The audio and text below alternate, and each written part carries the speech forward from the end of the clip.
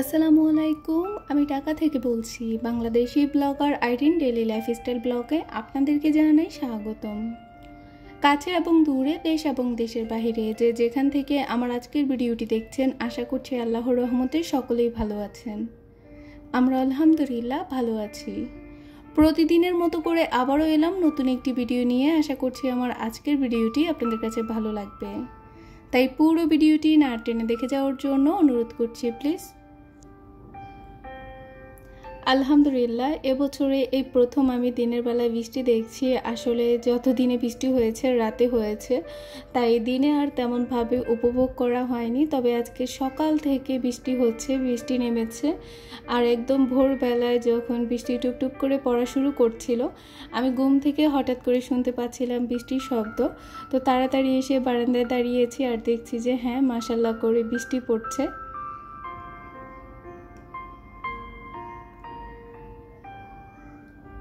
আমার গতকালকে ভিডিওতে আমি ছোটোখাটো একটা শপিং ব্লগ শেয়ার করেছি, আর সেখানে অনেক কমেন্ট পেয়েছি। আমারই মতো আমার অনেক আপুর কাছে পিতলের জিনিস ভালো লেগেছে। এছাড়া অনেকে আবার আইডিয়া করে অনেক কিছু জানিয়েছেন। অনেকে বলেছেন আমি খাট নিব, কেউ বলেছেন ওয়ার্ড্রপ, কেউ বলেছেন আবার ক্যাবিনেট। তো দেখা যাক কার কথা সত্যি হয়। আসলে কারো কথা হয়তো ঠিক মিলে গেছে, আবার কারো কথা হয়তো মিলেনি। তো কী নিয়েছি সেটা তো অবশ্যই আপনাদের সাথে শেয়ার করব। আসলে অনেক ব্যস্ততার মাঝে সময় যাচ্ছে, অনেক কিছু মিলিয়ে এখন আমি অনেক বেশি ব্যস্ত হয়ে পড়েছি, যার জন্য আমি ঠিকভাবে কমেন্টগুলোও পড়তে পারছি না, আর কমেন্টের রিপ্লাইগুলোও দিতে পারছি না, যেটা সত্যি কথা আপনারা অনেকেই হয়তো খেয়াল করেছেন।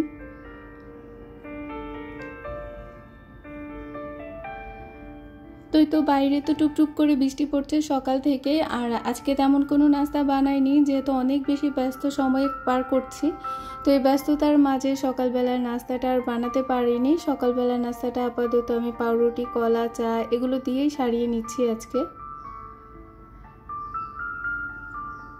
সকালবেলায় মিষ্টি খাবার খাওয়া যায় না, তাও কিছু করার নেই। আসলে অনেক কাজ ছিল হাতে, তো এই কাজের ফাঁকে আবার রুটি তৈরি করব, তারপর নাস্তা বানিয়ে সবাই মিলে খাবো। এখানে অনেকটা সময় যাবে আমার।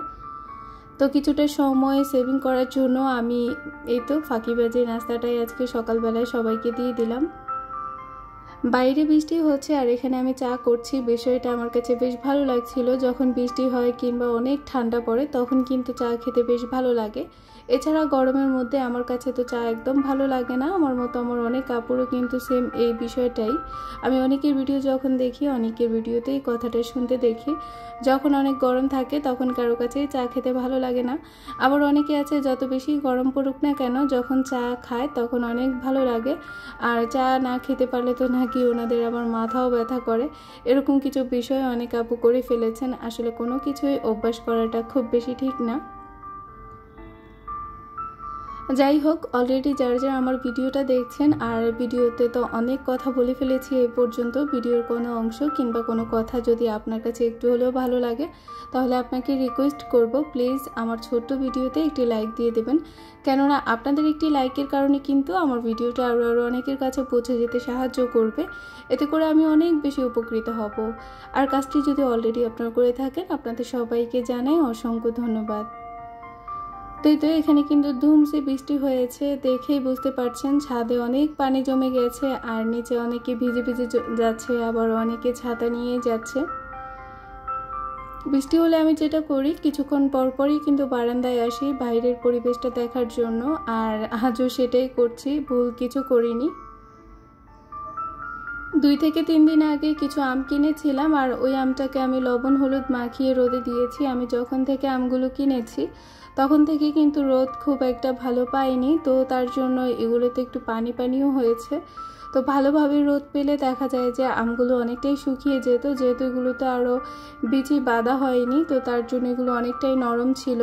এর জন্য আমি চাইছিলাম যে রোদে একটু ভালো করে শুকালে তারপর আচারটা দিলে ভালো হবে, তবে এখন সেটা সম্ভব হচ্ছে না।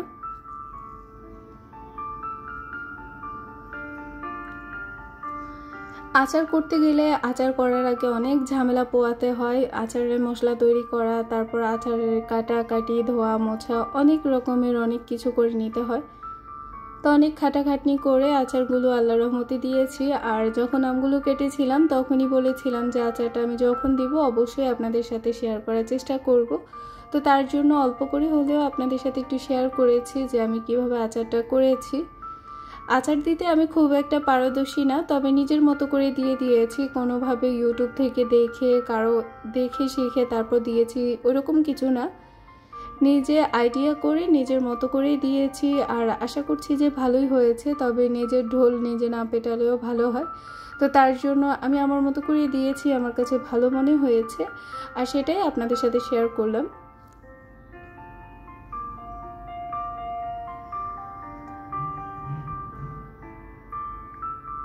হঠাৎ করে কেন এত ব্যস্ত হয়ে পড়লাম সেটা নিয়ে হয়তো অনেকের অনেক প্রশ্ন থাকতে পারে, তবে খুব শীঘ্রই আপনাদেরকে আমি বলবো যে কেন আমি হঠাৎ করে এত ব্যস্ত হয়ে পড়েছি।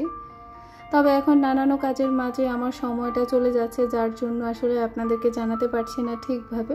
তবে আপনাদেরও দোয়া দরকার আছে, যে কোনো কাজে আপনারা দোয়া করবেন, আমি সেটাই চাই। আপনারা আমার সাথে থাকবেন সেটাও চাই।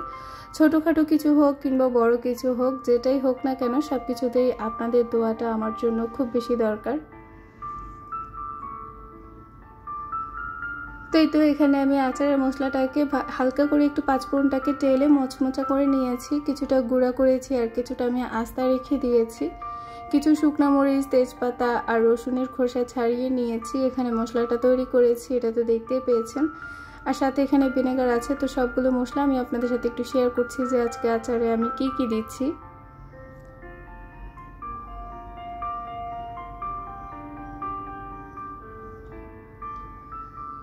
তো আমগুলো আমি ঠিক এরকমভাবে শুকাতে পেরেছি। চেয়েছিলাম আরও একটু শুকাবো, কিন্তু রোদ তো পাচ্ছি না, অলরেডি বৃষ্টি হচ্ছে বাইরে, সেটাও আপনারা দেখতে পাচ্ছেন।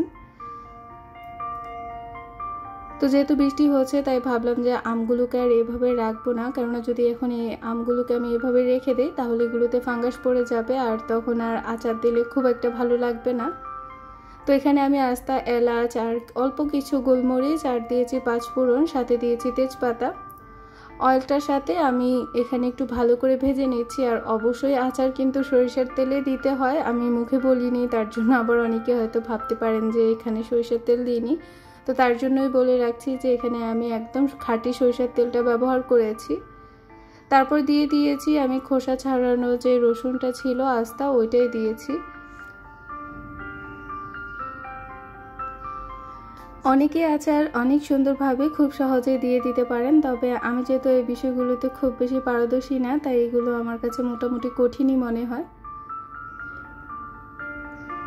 তো এখানে পরিমাণ মতো লবণ আর একটু হলুদের গুঁড়া, মরিচের গুঁড়া দিব, এতে করে আচারের যে একটা কালার সেটা অনেক সুন্দর আসে।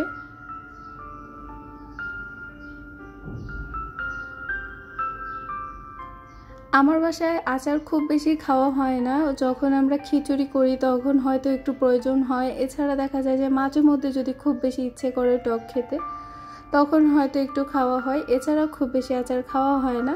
তো তার জন্য আচার অল্প করে একটু দিলে আমার পুরো বছর চলে যায়।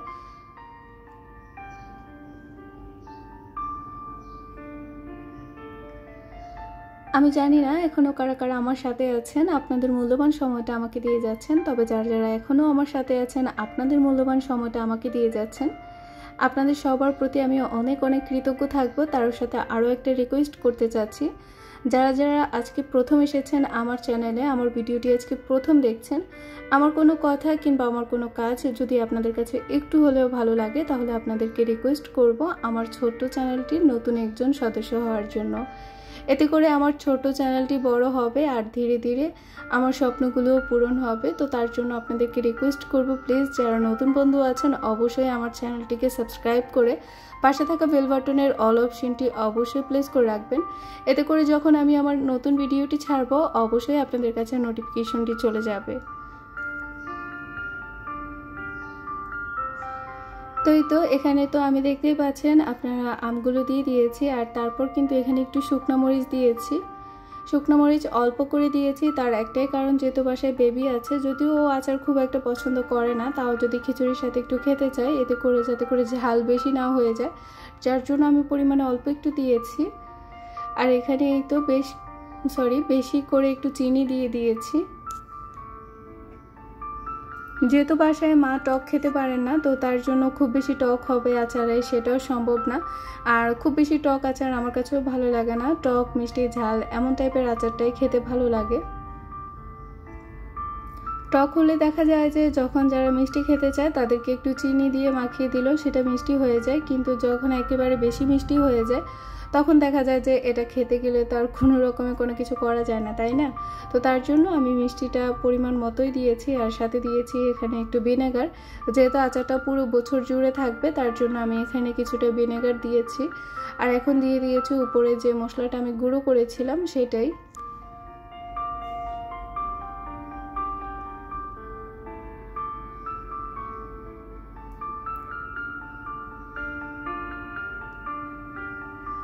মশলার সাথে যত ভালো করে জাল করা হবে তত কিন্তু আচারের টেস্ট ভালো আসবে। তবে এখানে আমার একটা ঝামেলা হলো যে আমগুলোতে তো ওইরকম বড়া ধরেনি, তো তার জন্য এগুলো গলে যাওয়ার একটা সম্ভাবনা থাকে। আমি খুব সাবধানে কিন্তু নাড়াচাড়া করছিলাম যাতে করে এগুলো ভেঙে না যায়। আচার একটু পিস পিস থাকলে দেখতে ভালো লাগে, খেতেও ভালো লাগে। যদি সেটা গলে যায় তাহলে তো সেটা আবার চাটনি হয়ে যাবে। তো চাটনি করতে চাচ্ছি না, আমি আচার টাইপেরই করার চেষ্টা করছি।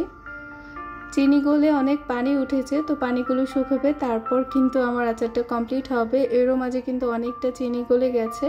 আর শেষ পর্যায়ে এসে আমি আরও একটু মশলা দিয়ে দিচ্ছি যাতে করে আচারের যে ফ্লেভারটা আছে সেটা অনেক বেশি স্ট্রং থাকে তার জন্য। আজকের আচারটা আমি আমার নিজের সম্পূর্ণ ভালো লাগা থেকে দিয়েছি, কারো থেকে দেখে শিখে তারপর দিতে যাইনি, নিজের মতো করে দিয়েছি। আর মাশাল্লাহ করে ভালোই হয়েছে, দেখেও আপনারা বুঝতে পারছেন যে কতটা ভালো হয়েছে।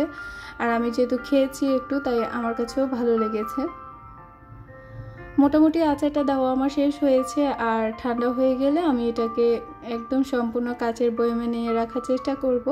আচার আসলে কাচের জারে রাখলেই ভালো লাগে।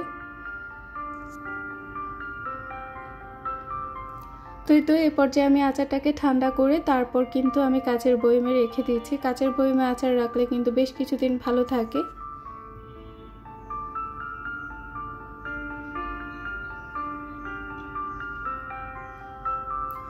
অনেকে আছে যে আচারে প্রচুর পরিমাণ তেল দেয়, তেল দিয়ে একদম চুপচুপ করে রেখে দেয়। আমি আবার সেটা করি না, আমি এভাবেই রেখে দেব। কিছুদিন পর পর রোদ দিলে দেখা যায় যে আচারটা এমনিতেই বছরের পর বছর ভালো থাকবে। তো তার জন্য আর খুব বেশি তেল দেওয়াটা খুব বেশি আমার মনে হয় যে প্রয়োজন নেই, তো আমি এভাবেই রেখে দেব।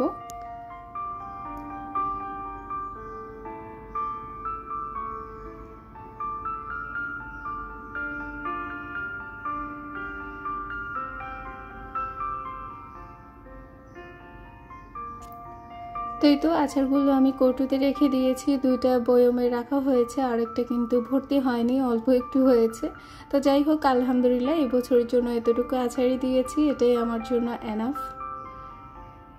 আমার আজকের ভিডিওটি আপনাদের কাছে কেমন লেগেছে অবশ্যই জানাবেন, আর আমার যদি কোনো ভুল ত্রুটি হয়ে থাকে সেটা অবশ্যই আপনারা সবাই ক্ষমার দৃষ্টিতে দেখবেন।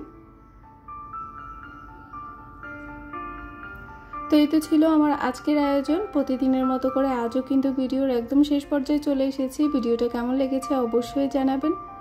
বরাবরের মতো করে সবার সুস্বাস্থ্য কামনা করছি। সবাই ভালো থাকবেন, সুস্থ থাকবেন, নিজের খেয়াল রাখবেন, পরিবারকে ভালো রাখবেন। এই বলে আজকের মতো এখানেই বিদায় নিচ্ছি। আল্লাহ হাফেজ, আসসালামু আলাইকুম।